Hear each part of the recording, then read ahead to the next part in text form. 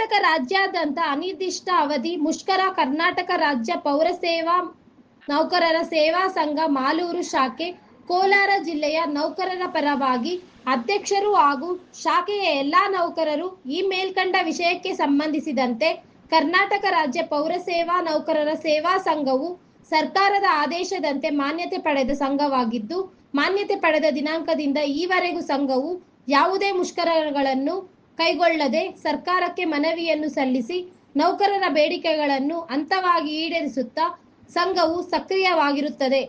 ಕರ್ನಾಟಕ ರಾಜ್ಯ ಪೌರ ಸೇವಾ ನೌಕರರ ಹಲವಾರು ಬೇಡಿಕೆಗಳು ಸುಮಾರು ದಶಕಗಳಿಂದ ಬಾಕಿ ಉಳಿದಿದ್ದು, ಸದರಿ ಬೇಡಿಕೆಗಳನ್ನು ಈವರೆಗೂ ಈಡೇರಿಸಿರುವುದಿಲ್ಲ. ಈ ಕುರಿತಂತೆ ಸರ್ಕಾರಕ್ಕೆ ಹಲವಾರು ಬಾರಿ ಮನವಿಗಳನ್ನು ಸಲ್ಲಿಸಿದರೂ ಕೂಡ ಯಾವುದೇ ಪ್ರಯೋಜನವಾಗಿರುವುದಿಲ್ಲ.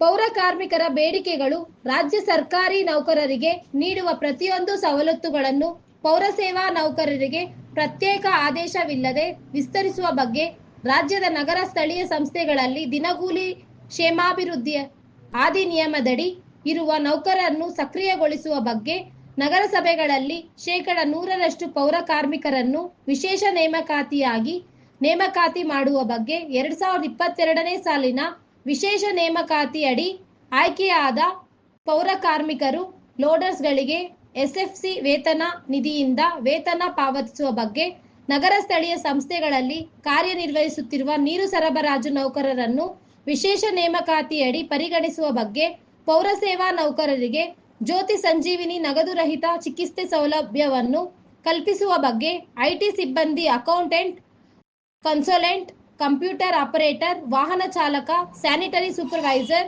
ಹಾಗೂ ಇತರೆ ವೃಂದದ ನೌಕರರನ್ನು ಪೌರ ಸೇವಾ ನೌಕರರೆಂದು ಪರಿಗಣಿಸಿ ವಿಲೀನಗೊಳಿಸುವ ಬಗ್ಗೆ ಈ ಬೇಡಿಕೆಗಳನ್ನು ಈಡೇರಿಸುವಂತೆ ಮಾಜಿ ಪುರಸಭಾ ಅಧ್ಯಕ್ಷರಾದ ಮುರಳೀಧರ್ ಹಾಗೂ ಕರ್ನಾಟಕ ದಲಿತ ಸಂಘರ್ಷ ಸಮಿತಿಯ ತಾಲೂಕು ಸಂಚಾಲಕರಾದ ಎಸ್ಎಂ ವೆಂಕಟೇಶ್ ಹಾಗೂ ಮಾಲೂರು ಪುರಸಭೆಯ ಎಲ್ಲಾ ಪೌರ ಕಾರ್ಮಿಕರು ಹಾಗೂ ಸಿಬ್ಬಂದಿಗಳು ಧರಣಿಯಲ್ಲಿ ಪಾಲ್ಗೊಂಡಿದ್ದರು.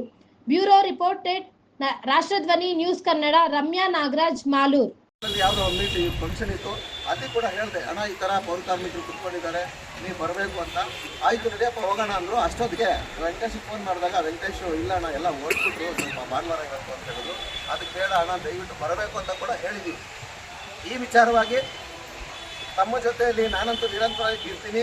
ತಮ್ಮ ಎಲ್ಲ ಕಷ್ಟ ಸುದ್ದಿಗಳು ಏನಿದೆ ಲಿಸ್ಟ್ ಔಟ್ ಮಾಡಿಬಿಟ್ಟು ಈ ಹೋರಾಟ ಹೆಂಗಿರಬೇಕು ಅಂತ ಹೇಳಿದ್ರೆ, ನಿಮ್ಗೆ ಪರ್ಮನೆಂಟ್ ಮಾಡೋರ್ಗು ಆಶ್ವಾಸನೆ ಕೊಡೋರು. ಲಾಸ್ಟ್ ಟೈಮ್ ಕೋಲಾರಲ್ಲಿ ಮಾಡಿದ್ರೆ ಆಶ್ವಾಸನೆ ಕೊಟ್ಟು ಮಾಡಿದ್ರ ಇಲ್ಲ, ಮಾಡಿರ್ತಾನೆ, ನೇರ್ಪಾವತಿ ತೊಗೊಂಡಿರ್ತಾನೆ, ಪರ್ಮನೆಂಟು ಮಾಡಿರ್ತಾನೆ.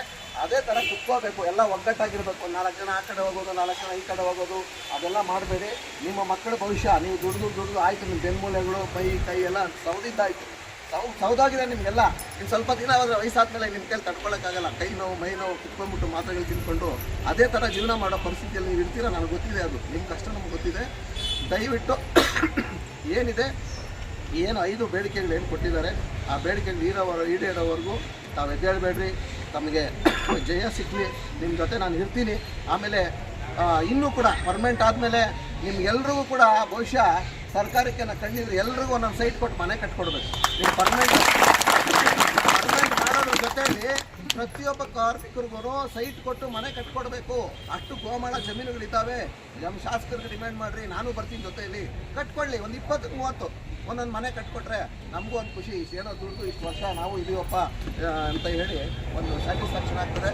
ಅದ್ರ ಜೊತೆ ಅದನ್ನು ನಾವು ಪ್ಲಾನ್ ಮಾಡ್ಕೋಬೇಕು. ನೆಕ್ಸ್ಟ್ ಪರ್ಮನೆಂಟ್ ಜೊತೆಯಲ್ಲಿ ಸರ್ಕಾರಗಳು ಕೂಡ ಈಗ ನಾನು ಪ್ರೆಸಿಡೆಂಟ್ ಆಗಿದ್ದಾಗ ಮನೆಗಳು ಕೊಟ್ಟೆ, ಇಲ್ಲಾಂದ್ರೆ ಬೆಂಗಳೂರು ಇಷ್ಟೊತ್ತಿಗೆ ಬಿದ್ದೋಗಿರ್ತಾ ಇತ್ತು. ಯಾಕ್ರಿ ಮನೆಗಳು ನಿಲ್ಸಿದ್ರು ಅಂತೇಳಿ ಗೃಹ ಭಾಗ್ಯ ಯೋಜನೆಯಲ್ಲಿ ಕೀ ತೊಗೊಂಬಂದು ಕೊಡ್ರಿ ಫಸ್ಟು ಅಂತ ಕೊಟ್ಟು ಇವತ್ತು ಅಷ್ಟು ಮನೆಗಳೆಲ್ಲ ಆಯಿತು. ಏನಮ್ಮ ಆಗಲಿಲ್ವಾ? ಅದೇ ಥರ ಎಲ್ರಿಗೂ ಮನೆಗಳಾಗಬೇಕು, ಎಲ್ರಿಗೂ ಸೈಟ್ಗಳು ಕೊಡಲಿ. ಸಪ್ರೇಟ್ ಎಲ್ಲನ ಇನ್ನೊಂದು ಕಿಲೋಮೀಟ್ರ್ ಆಚೆ ಕೊಡಲಿ.